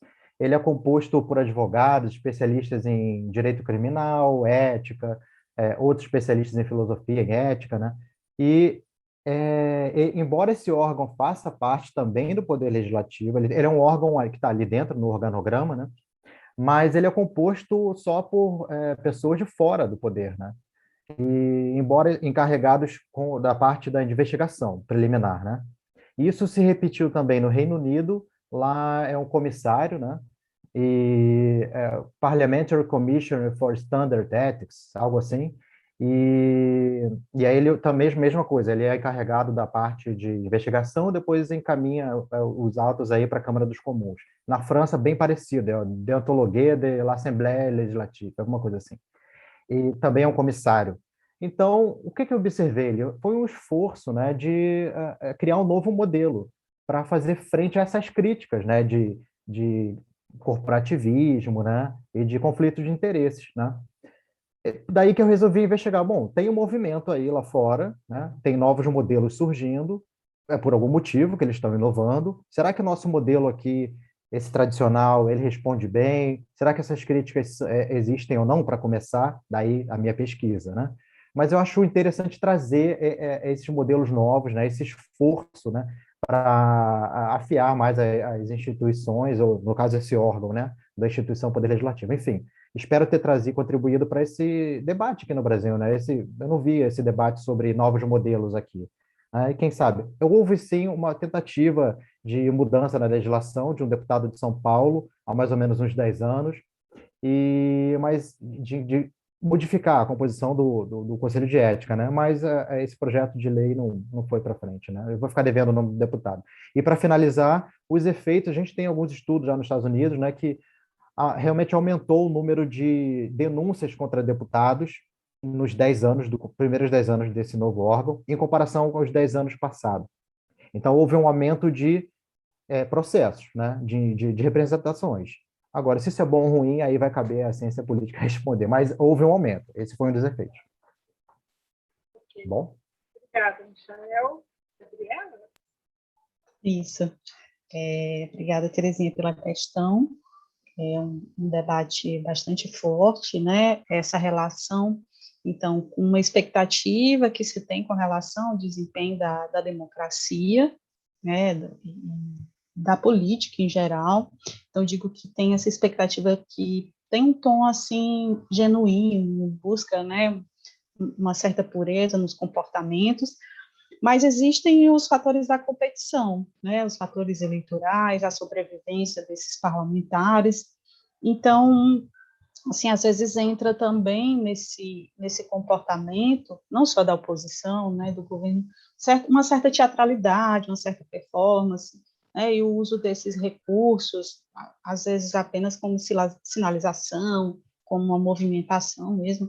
A gente tem casos assim que a oposição se coloca contra o projeto, faz obstrução, depois vota a favor, ou quando o governo submete o projeto, né? Então, a gente até comenta no trabalho, não nesse, mas em outros, que a gente analisou mesmo o caso, né, dos partidos PT, como a principal liderança de oposição, PSDB e Democratas, quando o partido passa muito tempo no governo e vai para a oposição, como ele entra até numa crise de identidade, né?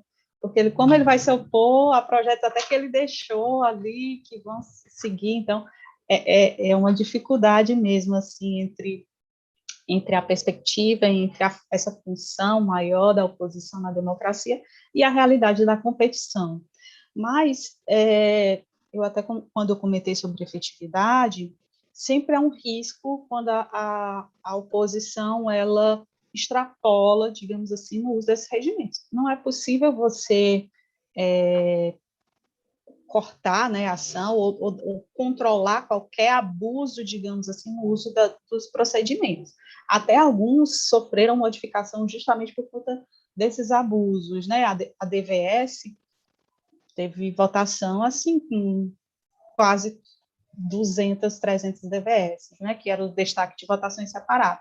Então, isso assim, fazendo a conta de quanto tempo ia demorar para encerrar a votação do projeto, e aí já, no final dos anos 90, já houve a redução e se estabeleceu um limite pelo percentual de cadeiras que os partidos poderiam pedir de DVS. Então, esse abuso, se ele extrapola e ele começa a incomodar o sistema, vai haver uma reação uma tentativa de modificação dos recursos procedimentais, como ocorreu agora, novamente, né? Agora, teve um conflito político também, sempre que se modifica o procedimento que vai alterar a estratégia da oposição a esse conflito, né? Estão inviabilizando a oposição, isso é um ataque à democracia. Ao mesmo tempo, existia mesmo, como a gente até, na minha tese, em outros trabalhos, a gente mostra, assim, que a obstrução chegou a números, assim, exorbitantes. E aí a própria população, ela começa a ter essa sensação que até o Marcelo Borges colocou aqui no chat, né? A sensação de que a oposição está sabotando o governo e tal. Então, esses atores, eles precisam também calcular muito bem, né, até que ponto compensa esse tipo de estratégia muito intensa. E nos Estados Unidos surgiu até o termo chamado constitucional hardball, seria um jogo duro, usar as regras, não com a intenção que elas foram criadas ou que elas existem, tentando forçar o jogo, mudando até lá, como aqui também, né, existem as regras informais, desrespeitando certas práticas que existem nos legislativos. E aí, na teorização, né, na teoria da democracia, nos estudos da oposição, tem um sentido de oposição leal e oposição desleal. Então, quando a gente analisa o recurso em si, faz esse panorama do que existe e tal, a gente vê, nosso sistema está ok como o nosso, pontua muito bem, tem, assim, quase todos os recursos de fiscalização e controle, tem procedimentos considerados bons quando a gente faz essa análise regimental das prerrogativas, mas tem a outra análise, como os atores usam esses recursos, né?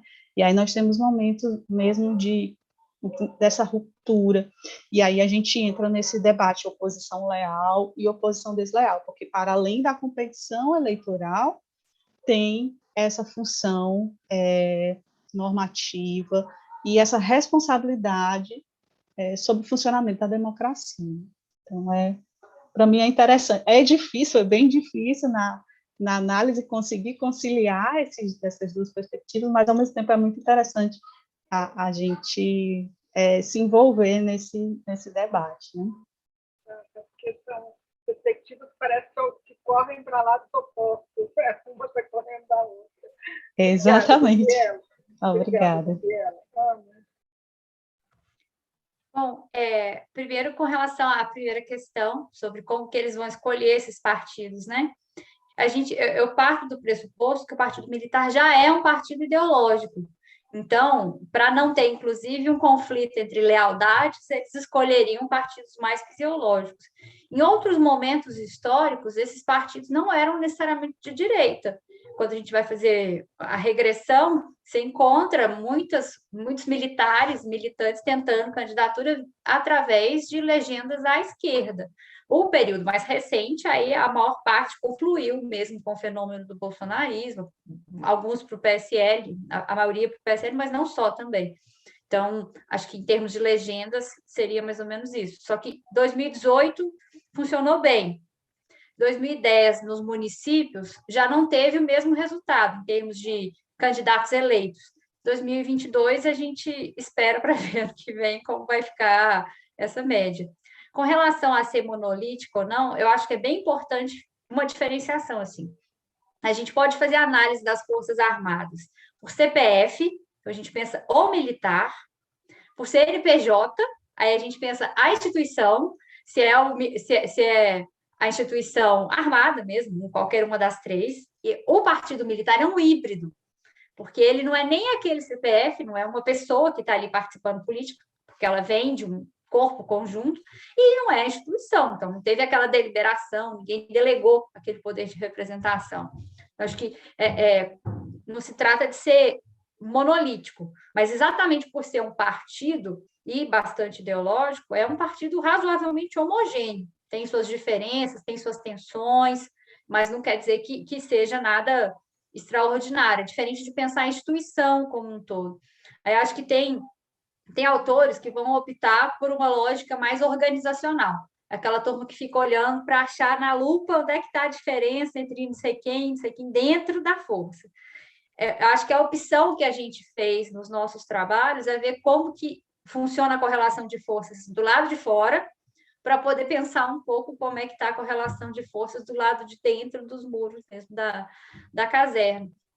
Aí agora eu fiquei com uma dúvida a partir da questão que a Gabriela trouxe, se é para a gente já comentar, porque eu também dei uma olhada no chat. Sim, eu ia passar Tá. para vocês também isso. Então, tranquilo. Mas tudo bem, porque quando eu disse, Ana, quando eu disse monolítico, eu disse assim, do senso comum, né? A gente sabe que não, né?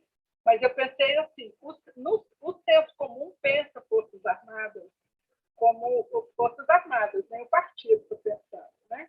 Bom, eu também queria ver se vocês têm questão de um para outro, porque nós ainda temos 20 minutos, mas eu tenho aqui, eu vou passar primeiro as perguntas do público, né? Bom, já disse para o Jonatas, a turma aqui, a torcida dele, dando os parabéns. Depois, Gabriela, que foi justamente essa observação do Marcelo, né? Doutora, ao longo dos anos, teve a oposição sabotar as propostas da situação num ciclo vicioso. Eu pergunto até que ponto se opor dessa forma ajuda o país. Acho que, de alguma forma, isso, você já respondeu isso, né, Gabriela? Você quer comentar mais alguma coisa? Queria agradecer, Marcelo, pela questão, mas foi isso, né? Eu já incorporei, porque eu achei a proximidade nas duas respostas. Mas eu acho que, mesmo tendo esses momentos de ruptura, quando a gente vê no agregado, assim, a oposição teve um bom desempenho nessa nossa trajetória. Analisei de FHC para cá, apesar dos momentos de deslize, de deslealdade, de hardball, no agregado, assim, quando a gente vê todos esses mecanismos e toda essa atuação, foi muito importante, e a crítica vale, inclusive, para a gente destacar e reforçar a importância de uma oposição leal, de uma oposição ativa, né? E temos uma boa estrutura regimental, temos uma boa organização do legislativo, mas também depende da decisão desses atores partidários, individuais, de observar isso, para não ser visto, inclusive, como sabotadores e tudo mais, né? Perfeito, Gabriela. Ana, aí tem sim, Ana, agora tem. Para você. Isso, o Marcelo, né, comentando, ele fez 2 comentários. Isso não acontece só no Brasil, que é o Partido Militar, né? Antes de Bolsonaro, doutor, o Brasil antes de Bolsonaro usou as Forças Armadas em diversas áreas, entre aspas, culminando uma intervenção do Rio de Janeiro. Isso configura um partido? Esse é do Marcelo. E depois a Kelly tem um comentário. Interessante o achado de intervenção dos militares na arena política ter migrado de um plano alternativo claro de governo para a sociedade, para comportamento mais sindical. Ficou pior o problema. Gosto da disciplina militar, mas isso por si só não é interessante para protagonizar uma tentativa de solucionar problemas sociais. Qual saída temos? Você tem a saída, Gabriela? Ana? A saída eu não tenho, eu tenho comentários. Eu posso começar pela Kelly. Kelly, no texto, assim, e nos nossos outros textos, o problema não é a disciplina militar. A disciplina e a hierarquia militares são fundamentais para instituições militares. Elas têm que se preparar para um cenário de possível conflito com outras forças armadas de outros estados nacionais. Então, assim, não é um problema a disciplina militar. Quando a gente traz a dimensão da militarização, é porque isso é uma lógica que é pensada para a guerra, e aí essa lógica é trazida para um espaço que é da política. Resumindo assim, militar, como que funciona? Tem 3 Ds. Não duvidar, não divergir e não discutir. É assim que funciona. E é assim que tem que funcionar no momento que você está ali, de fato, colocando a sua vida em risco, potencialmente. Só que, para a democracia, a gente não pode partir desses 3 conceitos, porque a gente duvida todo o tempo, É isso que nós estamos fazendo aqui agora, inclusive, né? Todos nós levantamos perguntas de pesquisa, a gente gostando ou não das respostas que a gente encontrou, estamos aqui apresentando. A gente diverge da gente próprio, de textos que a gente já tem escritos, a gente vai amadurecendo e a gente discute, porque é isso. O legislativo, então, é a arena da discussão por excelência. Então, acho que o problema não é a disciplina, o problema é trazer esses valores, esses interesses, esse ethos que é militar, que funciona dentro da caserna, para a arena política. E com relação à dimensão da intervenção, não, eu não considero assim. A grande variável para você, passei por 10 questões que classificariam, que nos levariam a classificar um partido, uma organização partidária. E aí, uma delas, e é fundamental essa, é aonde está a iniciativa política. Não quer dizer que a intervenção militar tenha sido positiva ou negativa, não estou fazendo aqui essa avaliação.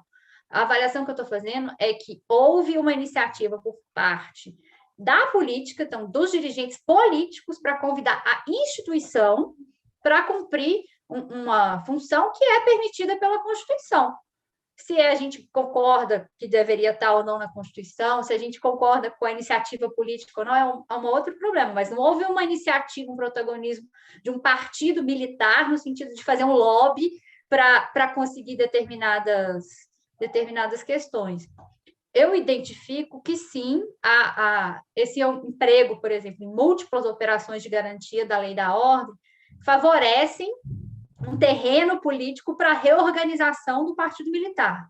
Em outros textos, a gente aponta tanto as GLOs, como a MINUSTAH no Haiti, como os grandes eventos, né, das Olimpíadas, da Copa, como questões que favorecem o ressurgimento, a reorganização, a rearticulação desse partido. Mas eu entendo que ali houve uma iniciativa civil, né, do poder político civil. Então, nesse sentido, não configuraria, pelo menos na interpretação que a gente está propondo para o conceito de partido militar.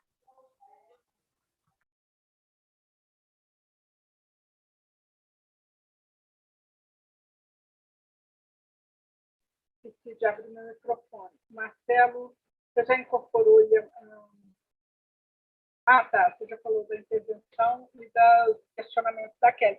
Eu gostaria de saber, nós temos tempo ainda, eu gostaria de saber se vocês têm questões uns para os outros, aproveitar esse momento, né, assim, porque quem está fazendo a pesquisa tem a gente pode instigar, né, o colega nas suas próximas propostas de pesquisa, isso é muito importante. Vocês têm alguma questão para alguém? Eu teria para a doutora Ana uma questão. Sim, Pois não. sim. Na verdade, assim, era uma pergunta, não faz parte da sua pesquisa, propriamente do objeto, né? Mas se esse partido militar e os militares, quanto ao governo, né, o Bolsonaro, assim, o número de militares, isso tudo, ele mesmo, um ex-militar, se isso impactou, se a doutora acha que isso de alguma forma impactou a maneira como o governo federal se comunica com a população, porque a gente viu assim, eu não vejo o presidente da República dando entrevistas para coletivas de imprensa, eu não me lembro da última vez que ele fez isso, e quando faz, às vezes sai de maneira abrupta. E então, se essa militarização pode ter influenciado esse comportamento do governo federal, que foge de entrevistas, né? Até no Ministério da Saúde, o próprio ministro estava quase que proibido de falar algumas vezes, né? Então, diminuiu o número de coletivas, né? Então, se influencia a comunicação, né? E também a questão do sigilo de documentos, né? Porque os militares não são muito dados não digo a contabilidade, mas a publicidade dos seus atos, né? Então, se isso também pode ter influenciado aí atos de governo de estabelecer sigilos, né, em documentos, já aumentou ou não o número, não é só pesquisa, mas qual a sua sensação sobre isso? Obrigado. Eu não tenho esses números, são sensações mesmo. Pela nosso trabalho, que foi isso, esse conceito de militarização vem, inclusive, de um estudo de como estava organizada a área de comunicações durante a ditadura militar. Então, assim, as múltiplas dimensões que eu apontei vêm desse estudo. Então, é um resgate desse conceito que a gente aplica para esse novo momento histórico. E com certeza, assim, é isso, é uma lógica. A lógica do sigilo ela é importante no mundo militar. Não um sigilo de 100 anos, né, como a gente viu recentemente, mas, assim, por exemplo, você tem planos estratégicos de defesa de estruturas importantes do país.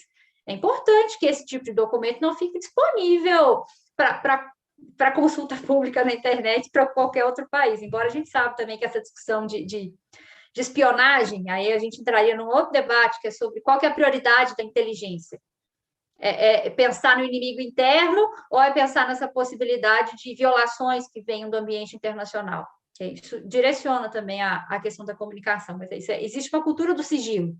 Quando ela é transferida, uma das dimensões que a gente discute da militarização é exatamente essa: você transfere essa cultura para a administração pública.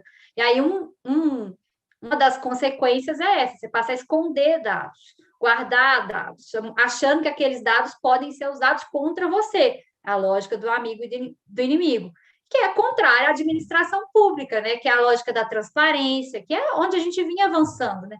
Lei de acesso a informações, a própria accountability, por que não? Então, assim, cobrar esse tipo de questões também nessa área, a gente hoje está no sentido invertido mesmo do que vinha sendo construído não só nos governos petistas, mas também antes, desde o processo de redemocratização, a gente vinha nesse caminho, né, de maior publicidade das ações governamentais. Obrigada. Mais alguém?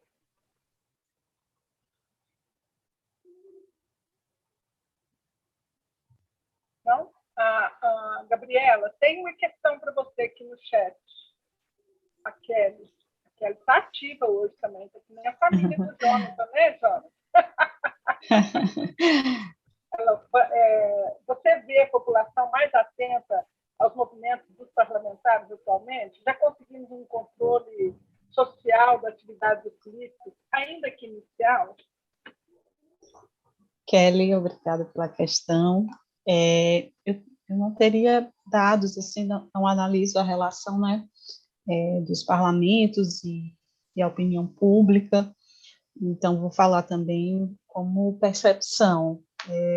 Hoje a gente tem, né, as redes sociais que facilitam muito essa visualização, os próprios parlamentares mobilizando as redes, né, as televisões também, então acho que especialmente desde o escândalo do Mensalão, que foi muito televisionado, nas TVs abertas e tudo mais, acho que de lá para cá, assim, pelo menos desses momentos mais críticos, há um acompanhamento direto, assim, dentro da Câmara dos Deputados, dentro do Senado Federal.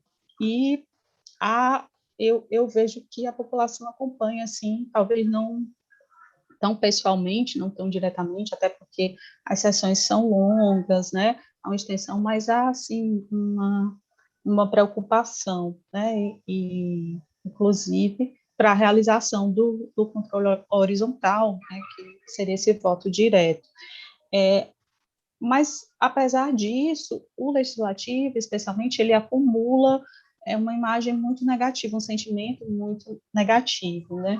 Os parlamentares, então as expectativas com relação a eles são muito ruins, e isso se intensificou ainda mais nos últimos anos. A última eleição, por exemplo, foi uma expressão, assim, muito intensa desse sentimento negativo, digamos assim.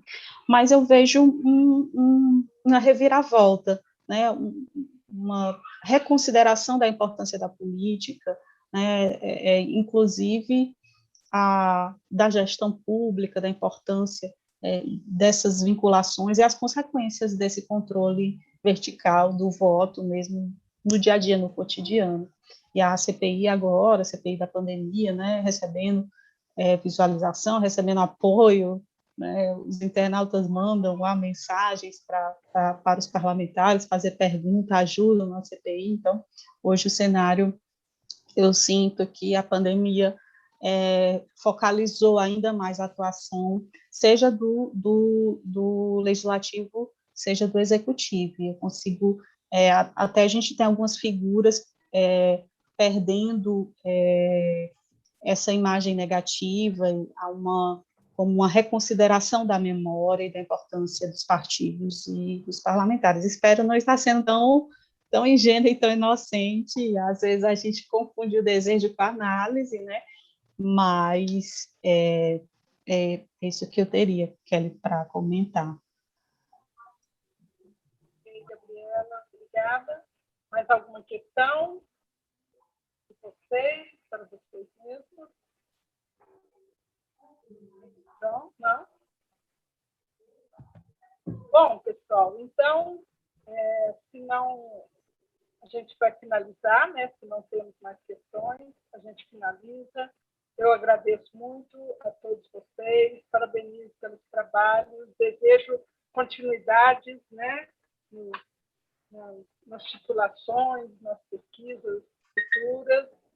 E convido todos, amanhã, vou fazer uma escola aqui, às 9 horas, tem a mesa temática 4.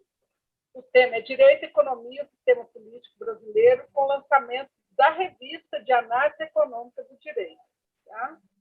À tarde, a gente tem... à tarde, não, de manhã, mas logo em seguida, nós temos a mesa de encerramento, aperfeiçoamento do sistema político brasileiro.